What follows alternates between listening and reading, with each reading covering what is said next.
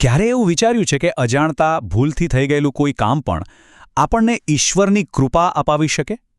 આજે આપણે નવરાત્રિ સાથે જોડાયેલી એક એવી જ પ્રાચીન અને અદ્ભુત કથા સાંભળીશું.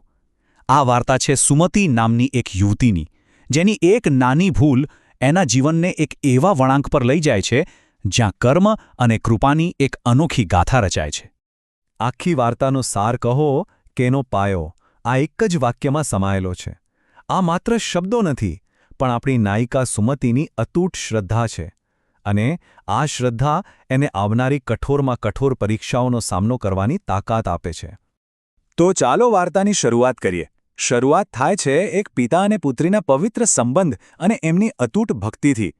આ એ પૃષ્ઠભૂમિ છે જ્યાં શ્રદ્ધાની સૌથી પહેલી અને કદાચ સૌથી કઠિન પરીક્ષા થવાની હતી.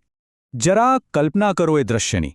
પ્રાચીન મનોહર નગરનું એક ઘર, જ્યાં દરેક સવાર અને સાંજ માતા દુર્ગાની આરતી અને મંત્રોચ્ચારથી ગુંજી ઉઠતી.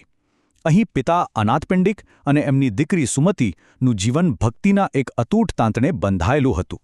એમની શ્રદ્ધા અડગ હતી, પણ કોને ખબર હતી કે ભાગ્યના ચોપડે કંઈક બીજું જ લખાયેલું હતું. પણ કહેવાય છે ને કે ક્યારેક જીવનભરની ભક્તિ પર એક ક્ષણની ભૂલ બહુ ભારે પડી જાય છે. અને બસ એક નાની અમથી ઘટના આ શાંતિપૂર્ણ જીવનમાં એક મોટું તોફાન લાવવાની હતી. અને જુઓ, આજ તો જીવનની કેવી વિડંબણા છે. એક તરફ વર્ષોથી ચાલી આવતી અતૂટ ભક્તિ, અને બીજી તરફ બાળ સહેજ રમતમાં એક ક્ષણની ચૂક.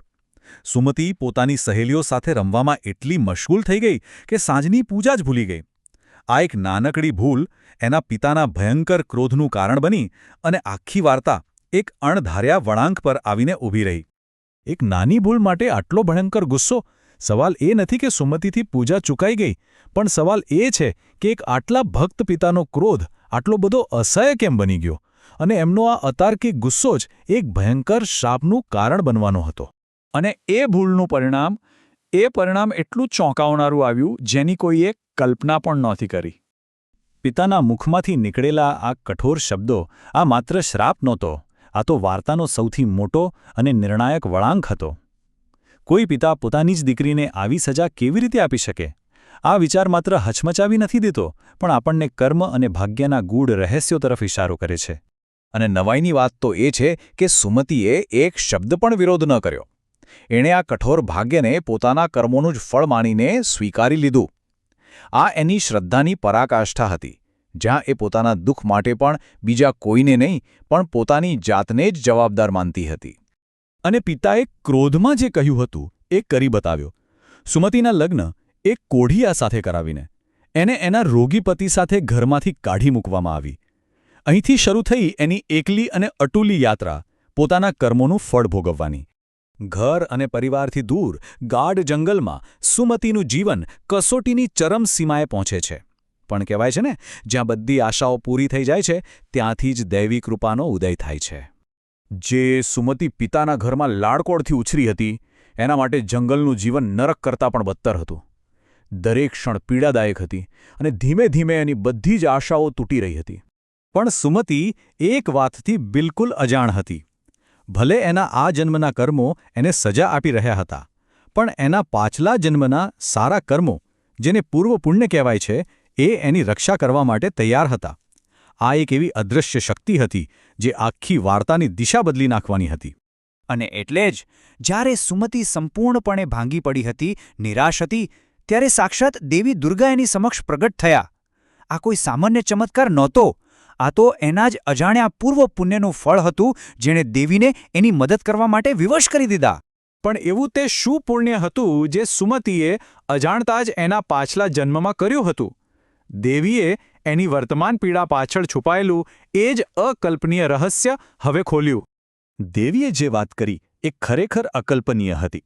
એમને જણાવ્યું કે પૂર્વજન્મમાં સુમતિ એક ભીલની પત્ની હતી. એના પતિના ચોરીના ગુના માટે એને જેલમાં પૂરવામાં આવી, અને ત્યાં એને 9 દિવસ સુધી ખાવા પીવાનું કશું જ ન મળ્યું. હવે સંયોગ તો જુઓ, એ 9 દિવસ બીજા કોઈ નહીં પણ નવરાત્રિના પવિત્ર દિવસો હતા. આમ અજાણતા જ ભૂખ અને તરસને કારણે એનાથી એક મહાન ઉપવાસ થઈ ગયો, જેણે એના ખાતે અપાર આધ્યાત્મિક પુણ્ય જમા કરી દીધું. આ અજાણ્યા પુણ્યની શક્તિ કેટલી હતી, અને એ સુમતિની શ્રદ્ધાને એનું અંતિમ પુરસ્કાર કેવી રીતે અપાવશે, એ હવે સ્પષ્ટ થવાનું હતું. એના પુણ્યની શક્તિનો અંદાજો તમે એ વાત પરથી લગાવી શકો છો કે દેવીએ ચમત્કાર કરવા માટે એના 9 દિવસના ઉપવાસમાંથી માત્ર 1 દિવસનું ફળ અર્પણ કરવા માટે કહ્યું. યાદ કરો એના પતિની હાલત. એક ભયાનક રોગથી એનું શરીર ગળી ગયું હતું. એની હાલત અત્યંત દયનીય હતી. અને જેવી સુમતીએ એ 1 દિવસનું પુણ્યફળ અર્પણ કર્યું એ જ ક્ષણે એક ચમત્કાર થયો. એના પતિનું શરીર સંપૂર્ણપણે રોગમુક્ત થઈ ગયું અને સોના જેવું તેજસ્વી બની ગયું. આ હતું શ્રદ્ધા અને કર્મના ફળનું એક જીવંત ઉદાહરણ. અને બસ સુમતીની અડગ શ્રદ્ધાએ એણે બધું જ પાછું અપાવ્યું જે એણે ગુમાવ્યું હતું. એનો પતિ સાજો થઈ ગયો.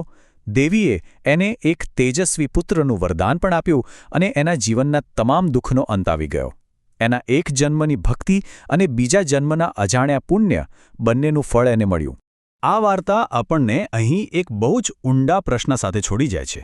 જે રીતે સુમતીના પૂર્વજન્મના એક અજાણ્યા કર્મે એના આખા વર્તમાનને બદલી નાખ્યો, એ જ રીતે આપણા પોતાના ભૂતકાળના એવા કયા અદૃશ્ય કાર્યો હશે, સારા કે ખરાબ, જે આપણા આજના જીવનને આકાર આપી રહ્યા હશે?